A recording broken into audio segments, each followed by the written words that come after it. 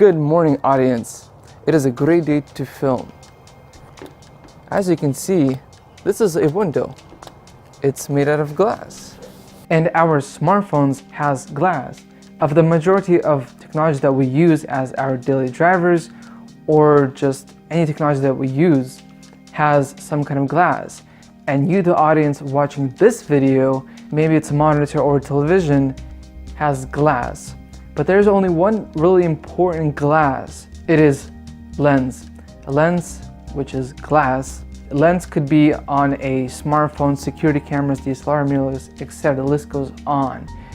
It makes it possible to create content, to create film. And of course, videographers and photographers is the most important thing, to put a lens on a mirrorless or DSLR camera. And videographers have their own different styles of filming, and whatever lens that they put on there, that is their style that they chose to put that lens for their style. Glass is really important to make good quality content and for photographers to make good photos. This is a 18 to 135 millimeter lens. This is a kit lens that I purchased with the Canon 80D on B&H. Now, this video is not sponsored, the product was purchased by me. It is your zoom lens. So here are the specs. This is a USM, which is an ultrasonic motor. I did use a 18 to 135 millimeter lens, which is a STM, which is a stepper motor, on a Canon 70D. I had some issues with the Canon 70D, which had a lens 18 to 135 millimeter lens, which was a STM, and I used face tracking, and I did had a good open aperture. Got onto the subject, it tracked it, but when back looking at the footage, the subject looked blurry. So I would recommend the USM. It's a lot quieter, especially for filming. This is your f3.6 to f5.6. That is your f-stops. This lens has manual focus and autofocus. It has stabilizer and has a lock, which doesn't let you to zoom in or zoom out. And if I unlock it, it makes it possible to zoom in and zoom out. With the stabilization, also great lens for filming. It has two rings, of course, your zoom and your manual focus, which is really great. It's really smooth. Of course, you got your cheap glass, and of course you got your mid-range and your top of the line. This is a mid-range lens. The quality of it is good. It's plastic. It is really built very well. Let's put this lens to the test. So this is vlogging setup. Right now I'm headed to a park. It's like nearby where I live, to test out this. Sorry for the audio. That audio will be fixed. And it is not the best weather to film. It's cloudy and then sunny, and I have to adjust my ISO. But this is the Sevenoak carbon fiber. So we're gonna test this out. So 24 frames per second, 1080p on this video stabilizer. But before that, I want to test out with just within my hands the stabilization of the lens.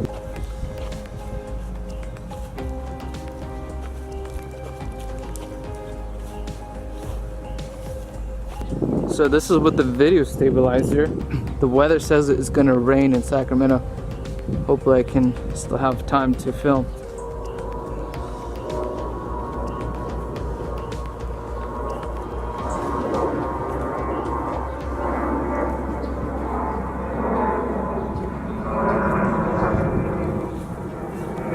I'm going to head back.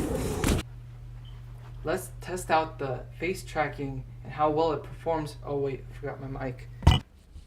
Let's test out the face tracking and how well it performs this 18 to 135 millimeter lens. Before I do that, take off the Samsung Galaxy S7 Edge off of the monopod and put my Canon 80D, because I was using the Samsung Galaxy S7 Edge beginning of this video. We're gonna put the Canon 80D on the monopod and see how well it performs in 3, 2, 1.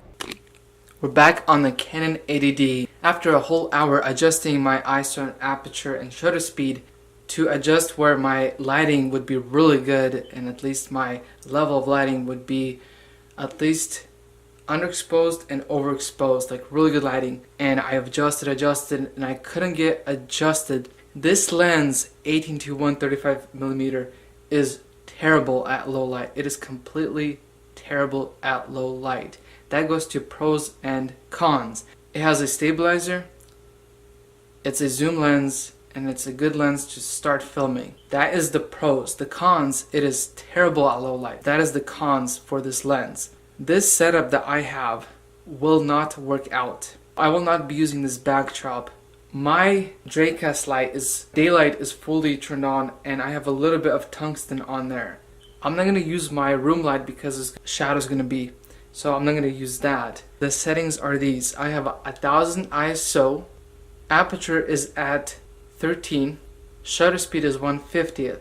That is the settings. Now I don't want to go my ISO over 1000 because there's going to be too much grain, and you need to at least have your ISO at least 400 and 300. Now we are going to go into a better lighting situation in 3, 2. Now that everything is rearranged, here is the new lighting. I'm testing out the facial tracking for this lens, and I'm using the app to record my video. I'm not using any lavalier mic right now, so I'm seeing a live feed of what is going on my camera. It's tracking me very well, so if I jump out of the frame and then back into the frame, it's already spot on with this lens. And if I go all the way back to the wall, it's still tracking my face. And if I come close, still tracking my face. And if I come really close, even if I'm with sunglasses, it's tracking my face. So this is going to be my new lighting. I used to record within the backdrop that I had, the Chroma key, with my S7 Edge, but this lens, it could take more light in. This lens, it couldn't. It was too dark. So now I have to use as much natural light as I could.